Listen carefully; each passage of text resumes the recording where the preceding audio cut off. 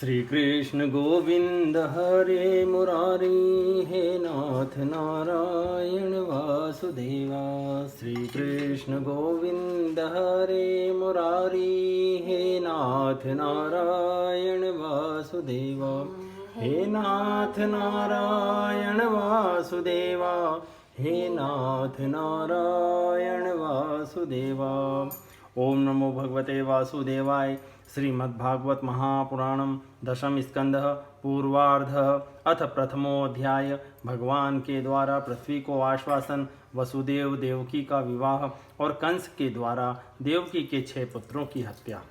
राजोवाच कथितो वंश विस्तारो भवता सोम सूर्ययोः राज्ञां चोभयवंशान्यां चरितं परमाद्भुतं यदोश्च धर्मशीलस्य नितरां मुनि सप्तम तन्त्रासेनावतीर्णस्य वीर्णो वीर्यणी संसनः अवतीर्य यदोर्वंशे भगवान् भूतभावनः कृतवान् यानि विश्वात्मा तानि नो वद विस्तरात् निवृत्ततर्षैरूपगीयमानाद् भवोषधाश्रोत्रमनोभिरामात् कः उत्तमश्लोकगुणानुवादात् पुमान् विरजेत विना पशुघ्नात् पितामहा मे समरे मरंजयै देवव्रताध्यातिथैतिस्तिमिंगलैः।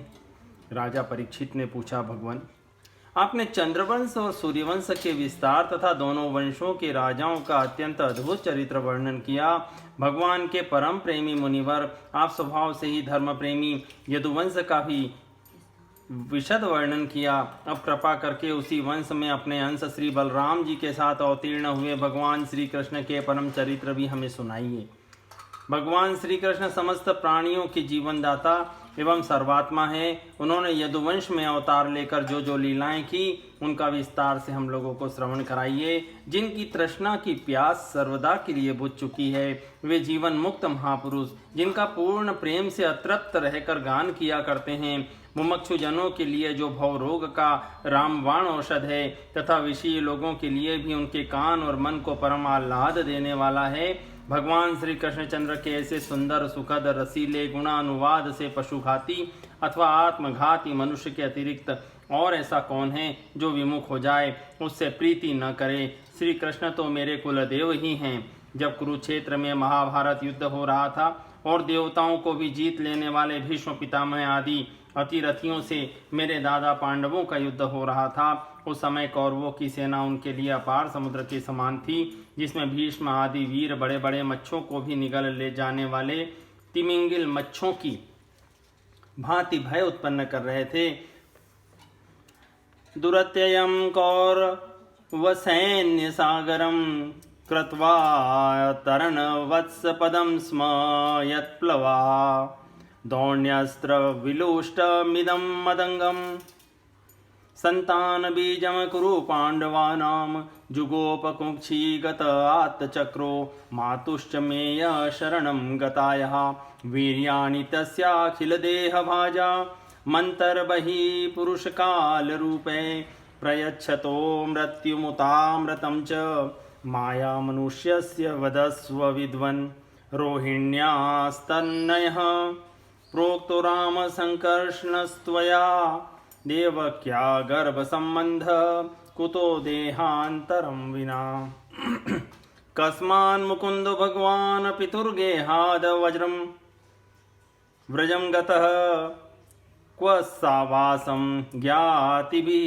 सार्धं कृतवान् सात्वतां पतिः व्रजे वसन किं करोन्मधुपुर्यां च केशवः भ्रातरं चावधीत कंसं मातुर्धात दर्हणम्। परंतु मेरे स्वनाम धन्य पितामह भगवान श्री कृष्ण के चरण कमलों की नौका का आश्रय लेकर उस समुद्र को अनायास ही पार कर गए। ठीक वैसे ही जैसे कोई मार्ग में चलता हुआ स्वभाव से ही बछड़े के खुर का गड्ढा पार कर जाए। महाराज, मेरा यह शरीर जो आपके सामने है तथा जो कौरव और पांडव दोनों ही वंशों का एकमात्र सहारा था, अश्वत्थामा के ब्रह्मास्त्र से जल चुका था। उस समय मेरी माता जब भगवान की शरण में गई तब उन्होंने हाथ में चक्र लेकर मेरी माता के गर्भ में प्रवेश किया और मेरी रक्षा की। केवल मेरी ही बात नहीं, वे समस्त शरीरधारियों के भीतर आत्मा रूप से रहकर अमृतत्व का दान कर रहे हैं और बाहर से काल रूप से रहकर मृत्यु का। यहाँ एक उदाहरण आता है, समस्त देहधारियों के अंतःकरण में अंतर्यामी रूप से स्थित भगवान उनके जीवन के कारण हैं तथा बाहर काल रूप से स्थित वे ही उनका नाश करते हैं। अतः जो आत्मज्ञानी जन अंतर्दृष्टि द्वारा उन अंतर्यामी की उपासना करते हैं वे मोक्ष रूप अमर पद पाते हैं, और जो विषय परायण अज्ञानी पुरुष बाह्य दृष्टि से विषय चिंतन में ही लगे रहते हैं वे जन्म मरण रूप मृत्यु के भागी होते हैं। मनुष्य के रूप में प्रतीत होना यह तो उनकी एक लीला है। आप उन्हीं की ऐश्वर्य और माधुरी से परिपूर्ण लीलाओं का वर्णन कीजिए। भगवान, आपने अभी बतलाया था कि बलराम जी रोहिणी के पुत्र थे। इसके बाद देवकी के पुत्रों में भी आपने उनकी गणना की। दूसरा शरीर धारण किए बिना दो माताओं का पुत्र होना कैसे संभव है? असुरों को मुक्ति देने वाले और भक्तों को प्रेम वितरण करने वाले भगवान श्री कृष्ण अपने वात्सल्य स्नेह से भरे हुए पिता का घर छोड़कर व्रज में क्यों चले गए? यदुवंश शिरोमणि भक्त वत्सल प्रभु ने नंद आदि गोप बंधुओं के साथ कहाँ निवास किया? ब्रह्मा और शंकर का भी शासन करने वाले प्रभु ने व्रज में तथा मधुपुरी में रहकर कौन कौन सी लीलाएं की? और महाराज, उन्होंने अपनी माँ के भाई मामा कंस को अपने हाथों क्यों मार डाला? वह मामा होने के कारण उनके द्वारा मारे जाने योग्य तो नहीं था। देहम मानुषमाश्रित्य कति वर्षाणि वृष्णिभिः यदुपर्यासहावात्सीत पत्न्य कत्य भवन प्रभो। एतदन्यच्च सर्वं मे मुने कृष्ण विचेष्टितं वक्तुमर्हसि सर्वज्ञ श्रद्धानाय विस्तृतं। नैषाति दोषाक्षुन्मां त्यक्तोदमपि बाधते पिबन्तं त्वन्मुखाम्भोज च्युतं हरिकथामृतम्। मनुष्याकार सच्चिदानंदमय विग्रह प्रकट करके द्वारिकापुरी में यदुवंशियों के साथ उन्होंने कितने वर्षों तक निवास किया और उन सर्वशक्तिमान प्रभु की पत्नियां कितनी थी? मुने, मैंने श्री कृष्ण की जितनी लीलाएं पूछी हैं और जो नहीं पूछी हैं वे सब आप मुझे विस्तार से सुनाइए, क्योंकि आप सब कुछ जानते हैं और मैं बड़ी श्रद्धा के साथ उन्हें सुनना चाहता हूँ। भगवान, अन्न की तो बात ही क्या, मैंने जल का भी परित्याग कर दिया है, फिर भी वह असह्य भूख प्यास जिसके कारण मैंने मुनि के गले में मृत सर्प डालने का अन्याय किया था मुझे तनिक भी नहीं सता रही है, क्योंकि मैं आपके मुख कमल से झरती हुई भगवान की सुधामयी लीला कथा का पान कर रहा हूँ। सूतोवाच एवं निशम्य भृगुनंदन साधुवादम वैया सखी स भगवानथ विष्णुरातम प्रत्यर्च कृष्णचरितं कलिकल्मषघ्नं व्याहर्तुमारभत भागवत प्रधानः। सूत जी कहते हैं, शौनक जी, भगवान के प्रेमियों में अग्रगण्य एवं सर्वज्ञ शुकदेव जी महाराज ने परीक्षित का ऐसा समीचीन प्रश्न सुनकर जो संतों की सभा में भगवान की लीला के वर्णन का हेतु हुआ करता है उसका अभिनंदन किया और भगवान श्री कृष्ण की उन लीलाओं का वर्णन आरंभ किया जो समस्त कलिमलों को सदा के लिए धो डालती हैं। श्री शुकवाच सम्यग् व्यवसिता बुद्धिस्तव राजर्षि सप्तम वासुदेव कथायां ते यज्ञाता नैष्ठ कीरतिः। वासुदेव कथा प्रश्न पुरुषान् स्त्रीन् पुनातिः वक्तारं पृच्छकं स्रोतस्तत्पादसलिलं यथा भूमि द्रप्तन्रपव्याज जैव्यानीकशतायुते आक्रांता भूरि भारेण ब्रह्मांडं शरणं ययो। श्री सुखदेव जी ने कहा, भगवान के लीला रस के रसिक राजर्षि, तुमने जो कुछ निश्चय किया है वह बहुत ही सुंदर और आदरणीय है, क्योंकि सबके हृदय आराध्य श्री कृष्ण की लीला कथा श्रवण करने में तुम्हें सहज एवं सुदृढ़ प्रीति प्राप्त हो गई है। भगवान श्री कृष्ण की कथा के संबंध में प्रश्न करने से ही वक्ता, प्रश्नकर्ता और श्रोता तीनों ही पवित्र हो जाते हैं, जैसे गंगा जी का जल या भगवान शालिग्राम का चरणामृत सभी को पवित्र कर देता है। परीक्षित, उस समय लाखों दैत्यों के दल ने घमंडी राजाओं का रूप धारण कर अपने भारी भार से पृथ्वी को आक्रांत कर रखा था। उससे त्राण पाने के लिए वह ब्रह्मा जी की शरण में गई।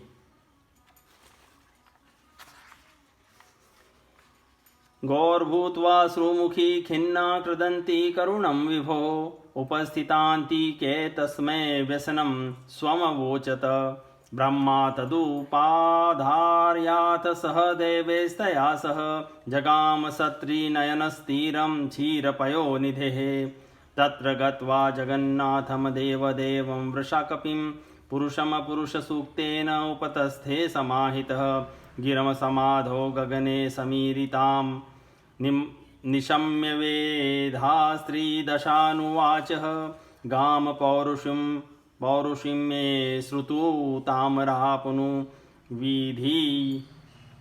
विधीयतामाशु तथैव माचिरं पुरेव पुंसावद्रतो ध्वराज्वरो भद्वद्भिरंशैर्यदुषुपजन्यताम् स यावदुर्व्या भवमीश्वरेश्वर स्वकालशक्त्या क्षपयंश्चरेद भुवि वसुदेव गृहे साक्षात् भगवान् पुरुषः परः जनिष्यते तत्प्रियार्थं सम्भवन्तु सुरस्त्रियः वासुदेव कलानन्तः सहस्रवदनः स्वराट् अग्रतो भविता देवो हरे प्रिय चिकीर्षया। पृथ्वी ने उस समय गौ का रूप धारण कर रखा था। उसके नेत्रों से आंसू बह बहकर मुंह पर आ रहे थे। उसका मन खिन्न तो था ही, शरीर भी बहुत क्रश हो गया था। वह बड़े करुण स्वर से रंभा रही थी। ब्रह्मा जी के पास जाकर उसने उन्हें अपनी पूरी कष्ट कहानी सुनाई। ब्रह्मा जी ने बड़ी सहानुभूति के साथ उसकी दुख गाथा सुनी। उसके बाद वे भगवान शंकर स्वर्ग के अन्यान्य प्रमुख देवता तथा गौ के रूप में हुई आई पृथ्वी को अपने साथ लेकर क्षीर सागर के तट पर गए।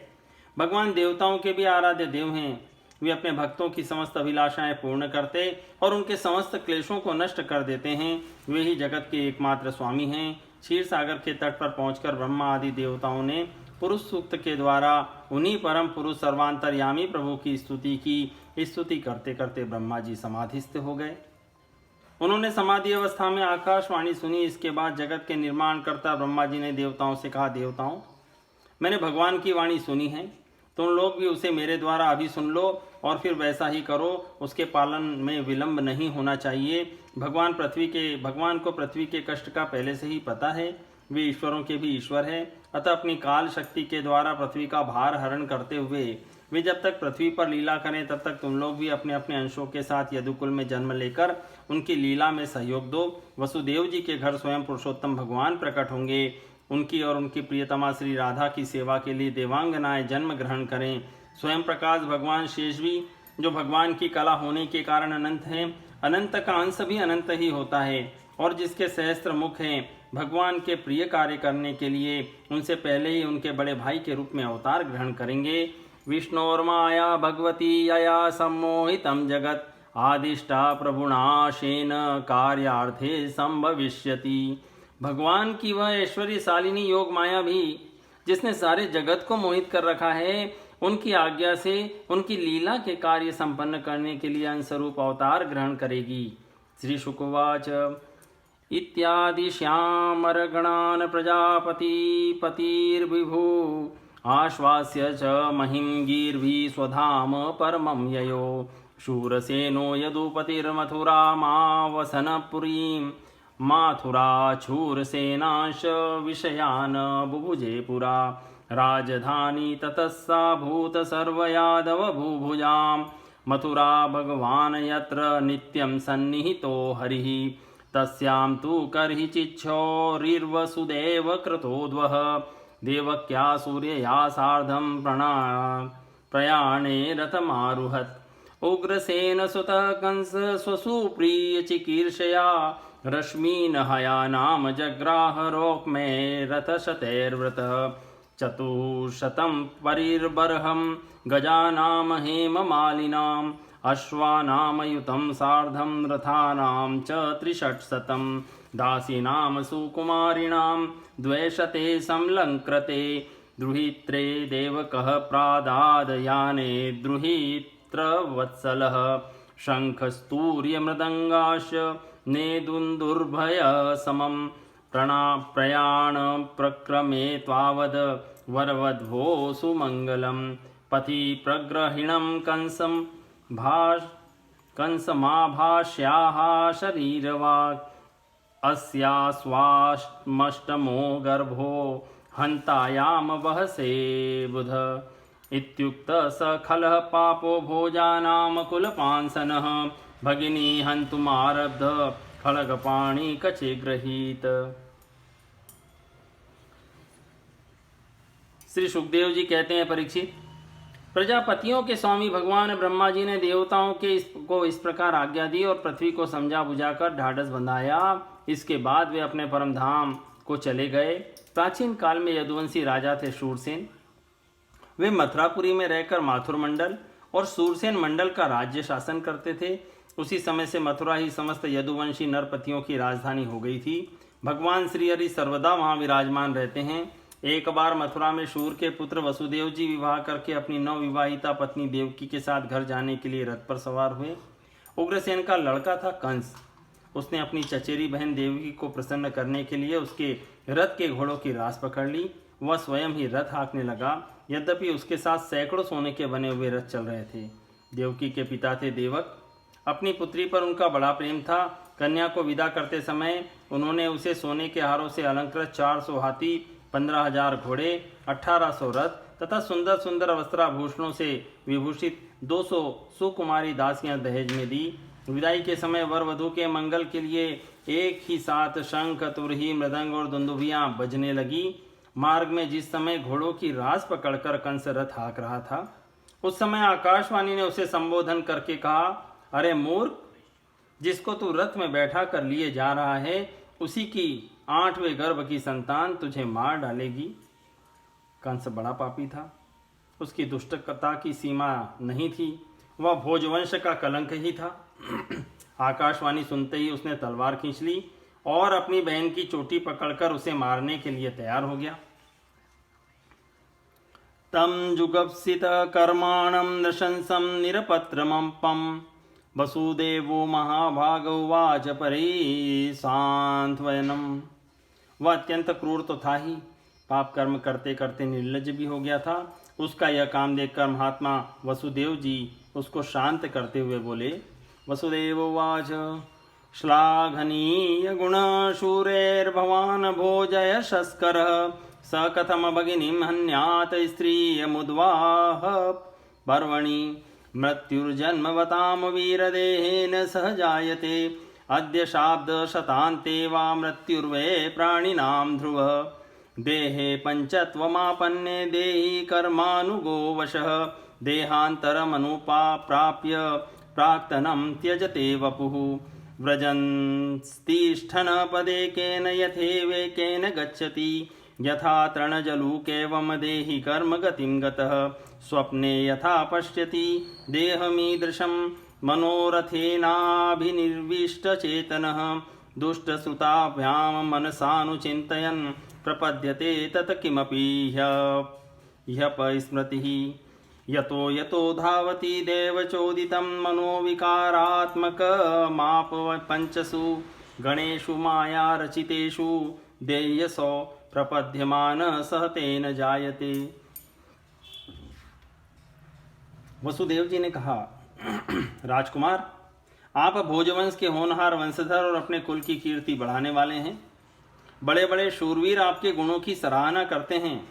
एक तो यह स्त्री, दूसरे आपकी बहन और तीसरे विवाह का शुभ अवसर। ऐसी स्थिति में आप इसे कैसे मार सकते हैं? वीरवर, जो जन्म लेते हैं उनके शरीर के साथ ही मृत्यु भी उत्पन्न होती है। आज हो या 100 वर्ष के बाद, जो प्राणी है उसकी मृत्यु होगी ही।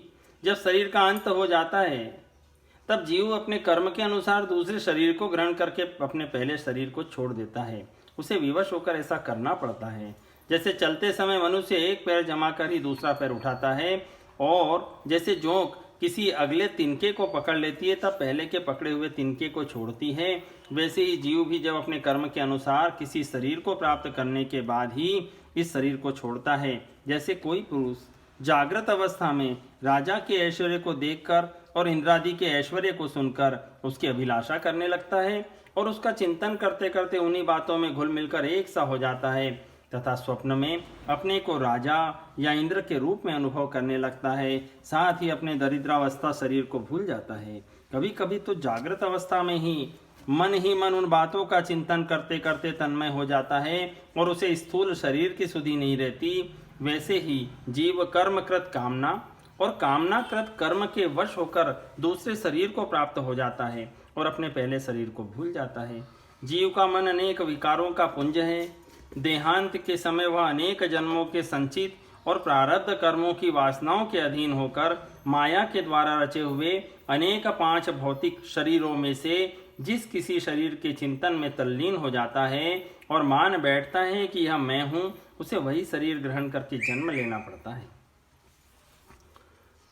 ज्योतिर्यथे वोदक पार्थिव वेश्वद समीर वेगानुगतं विभाव्यते एवं स्वमाया रचितेष्वसौ पुमान् गुणेषु रागानुगतो विमुह्यति तस्मान् कस्यचिद् द्रोहमाचरेत स तथाविध आत्मनः क्षेमं न वीच्छन्न द्रोधुर्वे परतो भयम् एषा तवानुजा बाला कृपणा पुत्रिकोपमा हन्तुं नार्हसि कल्याणीमिमां त्वं दीनवत्सलः।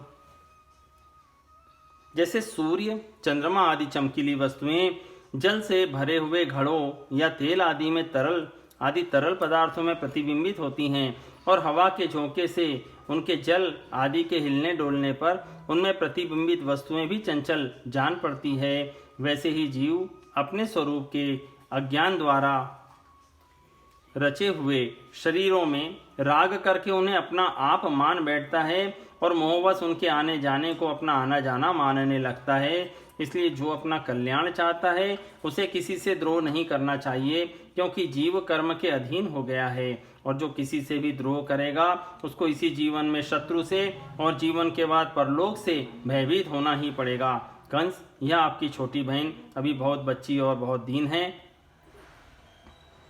यह तो आपकी कन्या के समान है। इस पर अभी अभी इसका विवाह हुआ है।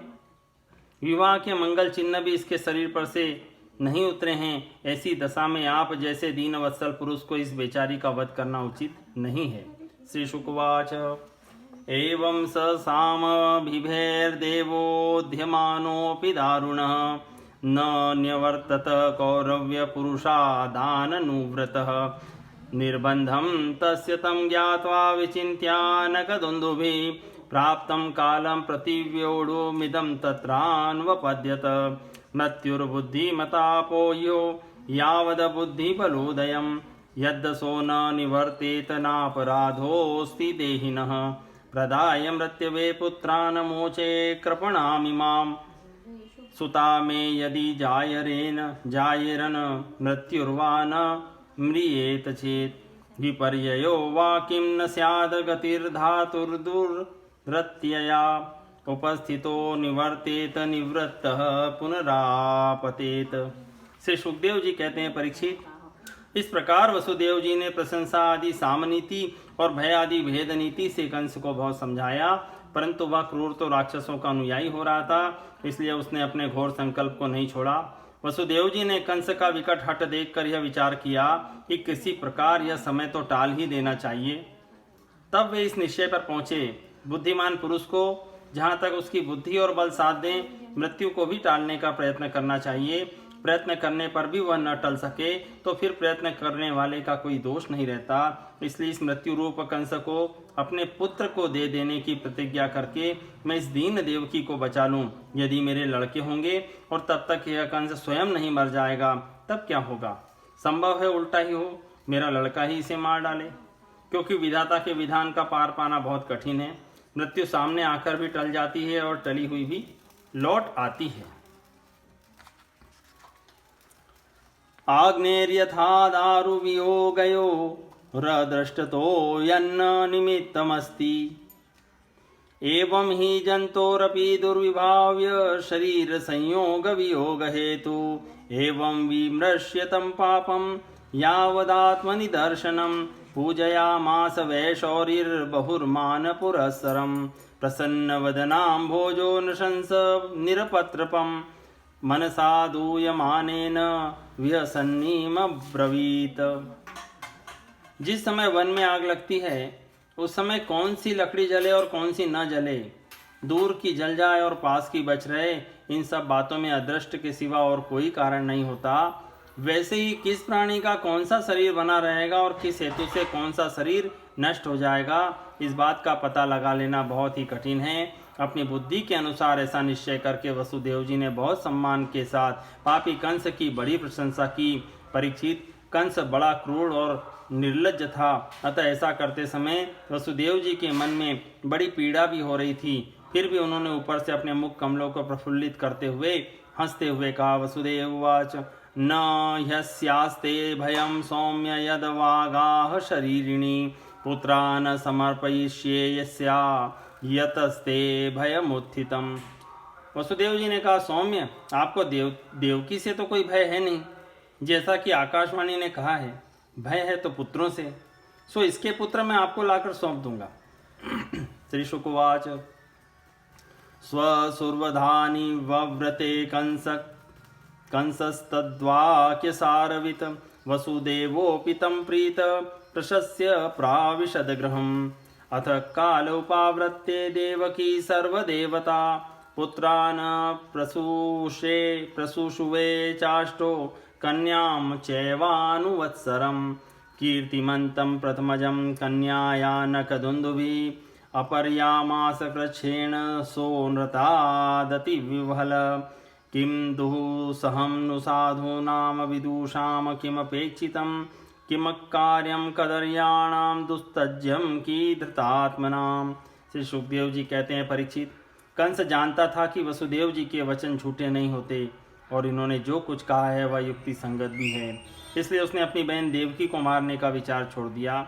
इससे वसुदेव जी बहुत प्रसन्न हुए और उसकी प्रशंसा करके अपने घर चले आए। देवकी बड़ी सती साध्वी थी, सारे देवता उसके शरीर में निवास करते थे। समय आने पर देवकी के गर्भ से प्रतिवर्ष एक एक करके 8 पुत्र तथा एक कन्या उत्पन्न हुई। पहले पुत्र का नाम था कीर्तिमान। वसुदेव जी ने उसे लाकर कंस को दे दिया। ऐसा करते समय उन्हें कष्ट तो अवश्य हुआ, परंतु उससे भी बड़ा कष्ट उन्हें इस बात का था कि कहीं मेरे वचन झूठे न हो जाएं। परीक्षित, सत्यसंध पुरुष बड़े से बड़ा कष्ट भी सह लेते हैं। ज्ञानियों को किसी बात की अपेक्षा नहीं होती। नीच पुरुष बुरे से बुरा काम भी कर सकते हैं, और जो जितेंद्रिय है, जिन्होंने भगवान को हृदय में धारण कर रखा है, वे सब कुछ त्याग सकते हैं। दृष्ट्वा समत्वं तच्छौरे सत्ये चैव व्यवस्थितिं कंसस्तुष्टमना राजन् प्रसन्नीदमब्रवीत्। प्रतीयातु कुमारोऽयं न हस्यादस्ति मे भयम् अष्टमादयो यो गर्भान् मृत्युर्मे विहितः किल। तथेति सुतमादाय ययावानकदुन्दुभिः नाभ्यनन्दत तद्वाक्यमत्सतो विजितात्मनः। नन्दाध्याये व्रजे गोपाचार्याश्चामीषां च योषितः वृष्णयो वसुदेवाध्या देवक्याध्या यदुस्त्रियः। सर्वे वे देवता प्राया उभयोरपि भारत ज्ञातयो बन्धुसुहृदो ये च कंसमनुव्रतः। एतत् कंसाय भगवाच्छंसासाभ्येत्य नारद भूमिर्भारायणा यमानानां दैत्यानां च वधोद्यमम्। ऋषे विनिर्गमे कंसो यदून्मत्वासुरानिति देवक्या गर्भसम्भूतं विष्णुं च स्ववधं प्रति। देवकी वसुदेवं च निगडे ग्रहे जातमहनपुत्रं तयोरजनशङ्कया मातरं पितरं भ्रातरन् सर्वाश्च सुहृदस्तयथा घन्ति ह्यसूत्रपोलुब्धा राजान प्रायशो विभुवि। जब कंस ने देखा कि वसुदेव जी का अपने पुत्र के जीवन और मृत्यु में समान भाव है और वे सत्य में पूर्ण निष्ठावान भी है, तब वह बहुत प्रसन्न हुआ और उनसे हंसकर बोला, वसुदेव जी, आप इस नन्हे से सुकुमार बालक को ले जाइए, इससे मुझे कोई भय नहीं है, क्योंकि आकाशवाणी ने तो ऐसा कहा था कि देवकी के 8वें गर्भ से उत्पन्न संतान के द्वारा मेरी मृत्यु होगी। वसुदेव जी ने कहा, ठीक है, और उस बालक को लेकर वे लौट आए, परंतु उन्हें मालूम था कि कंस बड़ा दुष्ट है और उसका मन उसके हाथ में नहीं है। वह किसी भी क्षण बदल सकता है, इसलिए उन्होंने उसकी बात पर विश्वास नहीं किया। परीक्षित, इधर भगवान नारद कंस के पास आए और उससे बोले कि कंस, व्रज में रहने वाले नंद आदि गोप, उनकी स्त्रियां, वसुदेव आदि वृष्णिवंशी यादव, देव की आदि यदुवंश की स्त्रियां और नंद वसुदेव दोनों के सजातीय बंधु बांधव और सगे संबंधी सब के सब देवता हैं जो इस समय तुम्हारी सेवा कर रहे हैं, वे भी देवता ही हैं। उन्होंने यह भी बतलाया कि दैत्यों के कारण पृथ्वी का भार बढ़ गया है, इसलिए देवताओं की ओर से अब उनके वध की तैयारी की जा रही है। जब देवर्षि नारद इतना कहकर चले गए, तब कंस को यह निश्चय हो गया कि यदुवंशी देवता हैं और देवकी के गर्भ से विष्णु भगवान ही मुझे मारने के लिए पैदा होने वाले हैं। इसलिए उसने देवकी और वसुदेव को हथकड़ी बेड़ी से जकड़कर कैद में डाल दिया और उन दोनों से जो जो पुत्र होते गए उन्हें वह मारता गया। उसे हर बार यही शंका बनी रहती कि कहीं विष्णु ही उस बालक के रूप में न आ गया हो। परीक्षित, पृथ्वी में यह बात प्रायः देखी जाती है कि अपने प्राणों का ही पोषण करने वाले लोभी राजा अपने स्वार्थ के लिए माता पिता, भाई बंधु और अपने अत्यंत हितैषी इष्ट मित्रों की भी हत्या कर डालते हैं। आत्मानमिह संजातम जानन प्राग विष्णु नाहतम महासुरम काल नेमिम यदुभि सव्यरुध्यत उग्रसेनम च पितरम यदु भोजांधकाधिपम स्वयं निग्रह्य बभुजे शूरसेनान महाबल। कंस जानता था कि मैं पहले कालनेमी असुर था और विष्णु ने मुझे मार डाला था। इससे उसने यदुवंशियों से घोर विरोध ठान लिया। कंस बड़ा बलवान था। उसने यदु, भोज और अंधक वंश के अधिनायक अपने पिता उग्रसेन को कैद कर लिया और सूरसेन देश का राज्य वह स्वयं करने लगा। इति श्रीमद्भागवते महापुराणे पारमहंस्यां संहितायां दशम स्कंदे पूर्वार्धे श्री कृष्णावतारोपक्रमे प्रथमोऽध्याय संपूर्णम्।